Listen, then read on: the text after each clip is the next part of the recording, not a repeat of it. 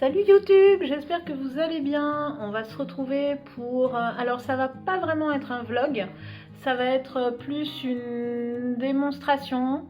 J'ai envie de partir sur une illustration sans prise de tête sur carnet. Et pour l'occasion, je vais ressortir mes aquarelles que j'ai laissé dormir pendant un petit moment. Et j'ai notamment toute une sélection d'aquarelles blocks. Donc du coup, là, je vais utiliser que des aquarelles de la même marque, qui n'est pas forcément une marque super connue parce qu'on la trouve pas dans tous les magasins Beaux-Arts. Mais en fait, c'est une marque qui est assez ancienne et qui a la caractéristique d'avoir des pigments plutôt très saturés. Enfin bref, voilà, j'ai toute une collection comme ça que j'ai jamais vraiment trop utilisée. Donc je vais les sortir. Là, c'est le temps des citrouilles qui arrivent. On n'est pas encore à Halloween, mais on sent qu'on y vient petit à petit. Donc je vais faire une illustration comme ça. Et je vais vous montrer comment je m'y prends quand j'ai pas envie de overpenser et surtravailler en fait une illustration. Quand j'ai juste envie de faire quelque chose de cool et de manière assez rapide. On va voir ce que ça va donner. Peut-être que ça va être complètement gâché, peut-être que ça va être complètement raté, mais c'est pas grave, ça fera malgré tout une page de carnet. Et puis en même temps, on discutera un petit peu de choses et d'autres ensemble. Voilà. Donc un moment plutôt cool à écouter, à regarder. Ça va remplir encore une page de mon carnet, et d'ailleurs ce carnet-là, je pense que je vais bientôt le terminer. Donc là, il y a cette vidéo, mais je pense que la prochaine, ça risque bien d'être un carnet tour, un sketchbook tour. Et je pense qu'il doit me rester 2 feuilles, donc la feuille que je vais faire là, et puis peut-être une autre feuille à remplir d'ici là. On verra. Bon, en tout cas, on s'y met. Allez. Et bien voilà, on passe à la voix off avec Narco qui dort. Le temps est magnifique et merveilleux. Chez moi, on dirait une grotte. Et voilà l'image que je vais utiliser, trouvée sur Pinterest. Je ne sais pas où ça se trouve, en tout cas ça doit se trouver dans un pays du Nord, ça c'est clair. Je sais pas trop, ça serait très facile à retrouver j'imagine. C'est ou l'Irlande, ou peut-être un pays, Norvège, Suède, Danemark, je ne sais pas. Mais en tout cas, c'est très sympa. C'est un peu glauque comme image, hein. Vous allez voir que moi, je vais quand même y mettre un petit peu plus de couleur. Et je vais utiliser... Alors ça, c'est un pinceau à la vie, mais qui est fin, qu'on trouve au Géant des Beaux-Arts. C'est leur marque à eux, c'est I Love Art. Je les adore, ceux-là. C'est des tout petits formats. Ils sont un peu fragiles, mais moi, personnellement, je les commande par lot tellement ils sont peu chers. Et là, ce que vous voyez, c'est qu'avant de démarrer, je me fais ce que j'appelle mes piscines, c'est-à-dire que j'ai une palette en céramique en forme de rosace qui a des contenances assez profondes. Comme ça me permet de faire mes mélanges à l'avance. Et je fais mes mélanges à l'avance, je remplis plusieurs espaces de la palette quand j'ai envie justement de mélanger plusieurs couleurs ensemble. Certains passent d'une couleur à l'autre directement sur leur godet d'aquarelle. Moi, comme j'ai pas trop envie de les salir, je préfère faire mes sortes de petites piscines à part. Donc si je veux mélanger du bleu et du jaune, je fais une piscine bleue et à côté je fais une piscine jaune dans ma palette, hein, voilà, et je passe de l'un à l'autre. Bref, il y a plusieurs techniques. Je suis pas celle qui va dire que ma technique est la meilleure. Toujours est-il que là je suis en train de travailler un ciel de pluie. Donc je veux donner l'impression qu'il y a des ensembles un peu nuageux dans le haut et qu'à 2 endroits il y a des rideaux de pluie. Donc c'est pour ça que j'hésite pas à incliner mon carnet.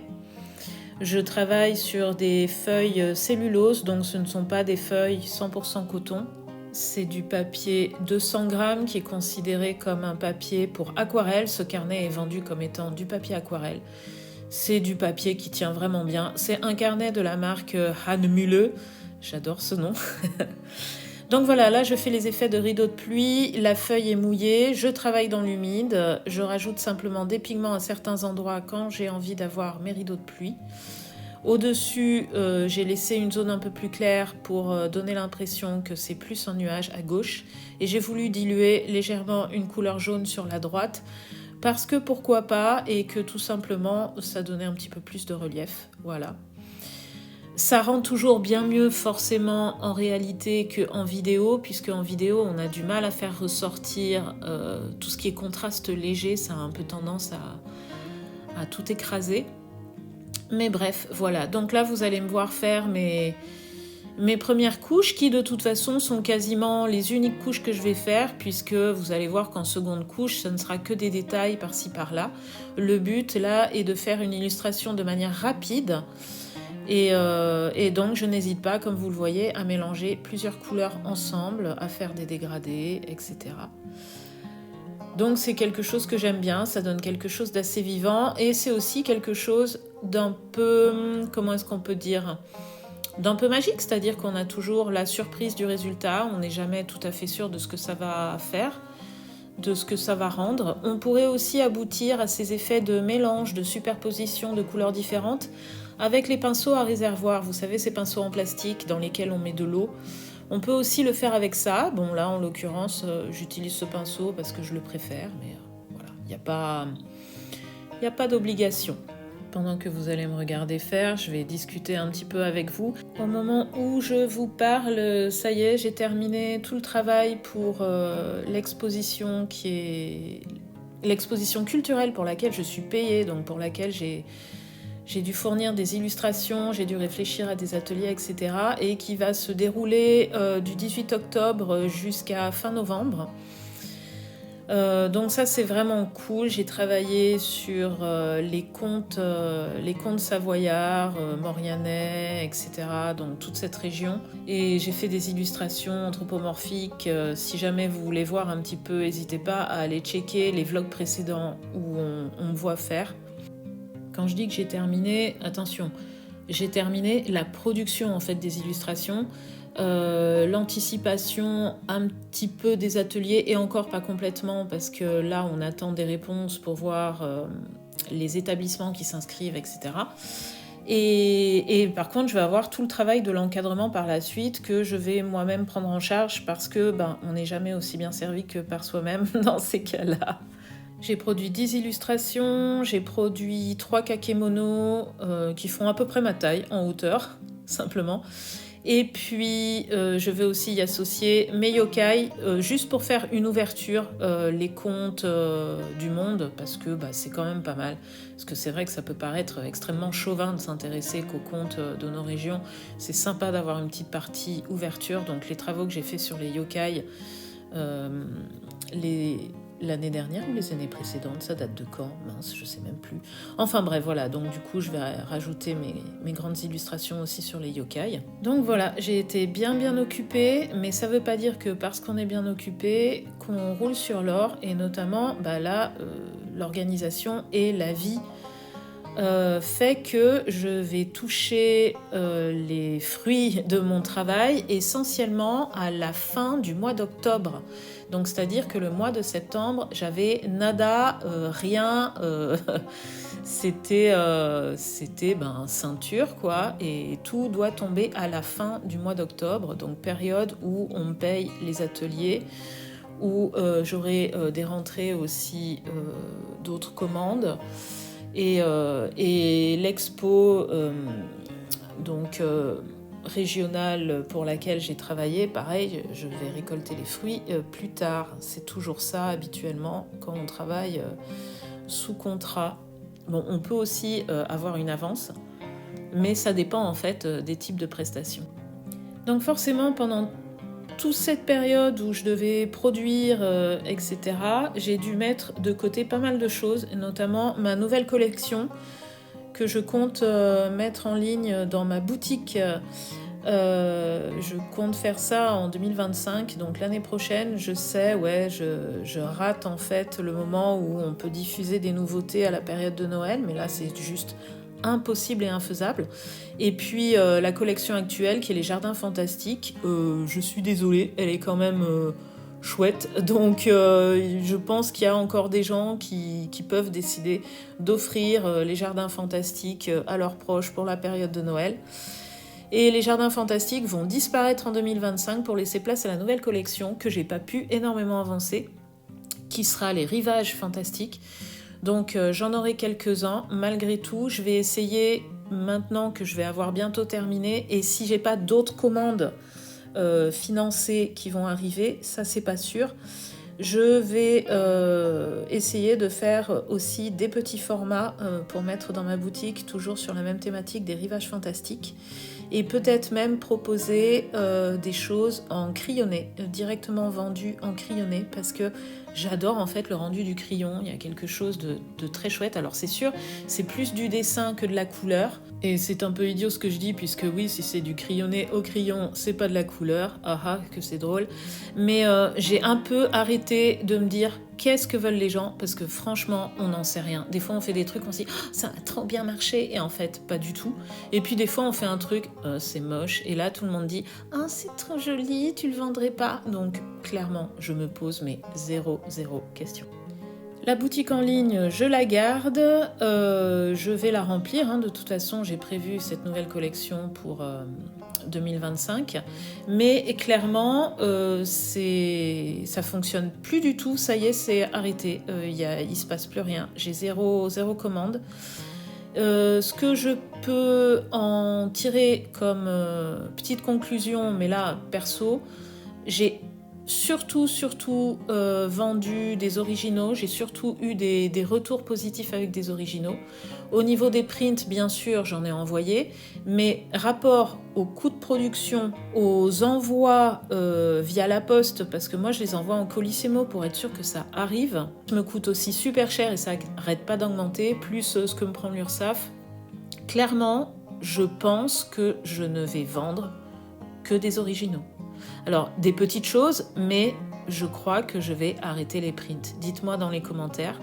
Mais est-ce qu'il vaut mieux pas des petits originaux à prix un peu abordable, au prix d'originaux, mais quand même un peu abordable, des petits originaux, même crayonnés, bon après des grands originaux, etc., voilà, que des prints où moi, au final, je suis pas payée, quoi.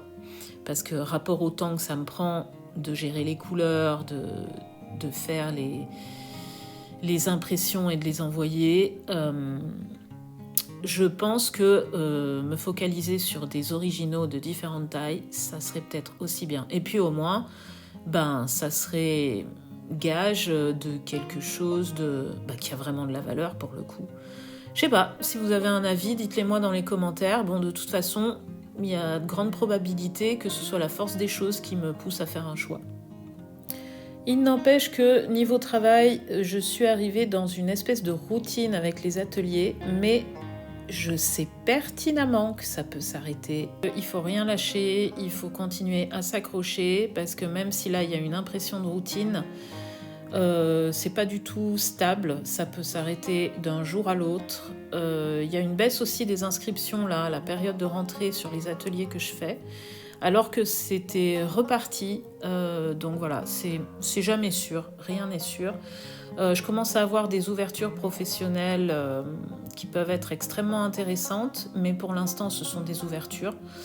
L'expo, la grosse expo là, que je vais faire peut m'amener justement du contact dans ce sens-là, donc ça c'est très bien. Donc à poursuivre. Les réseaux sociaux, même si ça peut paraître décevant au niveau des statistiques, de toute façon je poursuis, puisque pour moi l'Instagram c'est un portfolio, donc autant le garder. J'ai décidé de faire Linktober, alors je vais pas le faire totalement, ça sera pas tous les jours. Pour l'instant je poste de manière assez régulière, mais clairement je vais pas faire tout le mois d'octobre, donc il y aura des périodes où il y en aura pas. Ça permet de rester dynamique, d'avoir des petites choses nouvelles à proposer, parce que c'est sûr qu'on ne fait pas toujours des choses en 2-2 où on claque des doigts. Au niveau de mes lectures, je me suis retrouvée à écouter le livre perdu des sortilèges de Deborah Harkness. Écoutez, c'est essentiellement du sentimental fantasy. L'action démarre vraiment, on va dire, qu'au dernier quart du livre. Sinon, c'est essentiellement des discussions entre des personnages et ça répète assez souvent la même chose, c'est assez répétitif. Le but, c'est simplement pour les gens qui aiment les histoires d'amour, etc. Le synopsis, c'est une sorcière qui a des pouvoirs très particuliers, qui tombe amoureuse d'un vampire qui est là pour la protéger, mais en même temps, cette relation est totalement interdite parce que ça peut mettre à mal l'ordre de ce monde magique.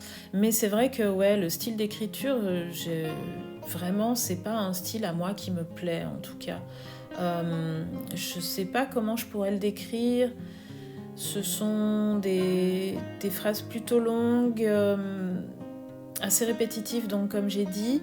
Ça alterne aussi les passages où c'est l'héroïne qui parle, donc à la première personne, donc vous avez du jeu, c'est à travers les yeux de l'héroïne. Et puis il y a des moments où forcément c'est trop limitant, et où la narration devient omnisciente, c'est-à-dire que cette fois-ci, c'est le narrateur qui raconte en extérieur. Et voilà. Et ce passage de l'un à l'autre, je suis pas fan non plus, autant je trouve choisir l'un ou l'autre. Enfin voilà, c'est pas mon style, c'est un peu trop fleur bleue pour moi. Après, peut-être que la suite est mieux et qu'un jour, si je m'ennuie, je prendrai la suite malgré tout. Puisque là c'était en livre audio. Mais bon, pour l'instant, voilà, je suis passée plutôt à autre chose. Et j'ai écouté par la suite Vous êtes cordialement invité. Donc le premier tome, parce qu'il y a 2 tomes, écrit par Alex Sol. Alors Alex Sol, qui je suppose doit s'appeler Alexandra, je suppose, est française. Alors elle vit entre la France et Montréal en fait. Et c'est marrant parce qu'en fait, elle a une... Oui, je dis beaucoup en fait.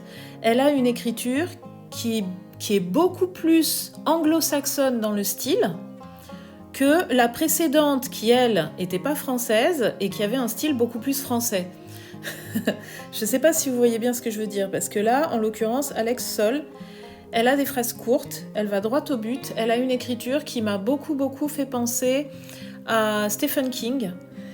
Elle a un univers qui m'a pas mal fait penser à John Connolly, pour les gens qui connaissent, qui a écrit pas mal de policiers et de policiers fantastiques notamment. Et je trouve que son style est pas mal du tout. Alors là, ce que j'ai lu, c'est de l'horreur.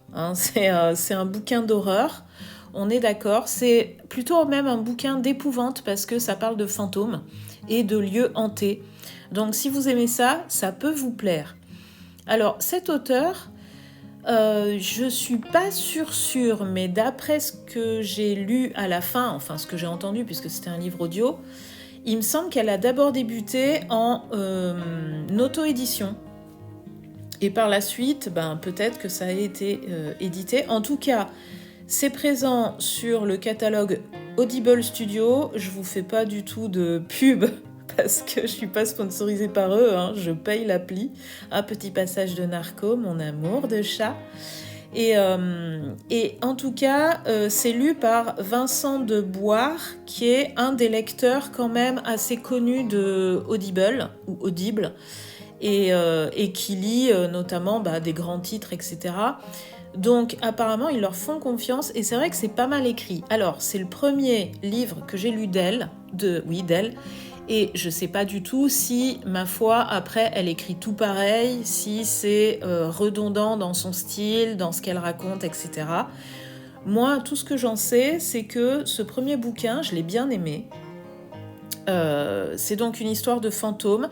Par contre, il faut pas avoir la tête dans le luc, parce que y a quand même beaucoup de fantômes et tout ça se rattache à une histoire qui est assez complexe, même un peu tirée par les cheveux, je dirais, mais franchement, quand on a l'habitude de lire du Stephen King, c'est pas le genre de choses qui nous arrête. Et même, si c'est un bouquin d'horreur, vous n'avez pas non plus des choses horribles. Comme je vous dis, c'est plutôt un livre d'épouvante. Fantômes, etc. Bon. Moi, j'ai trouvé l'ambiance plutôt sympathique. Et comme de toute façon j'avais beaucoup de crédits d'avance que j'avais pas utilisés, j'ai pris le tome 2 qui est Vous êtes cordialement invité numéro 2 où elle reprend le même système et avec des personnages différents, donc je vais voir ce que ça donne. Je vais quand même vous dire un peu le synopsis parce que là je vous l'ai pas dit. Donc le synopsis c'est que des gens sont invités dans un manoir où ils passaient leur colonie de vacances et qui a brûlé.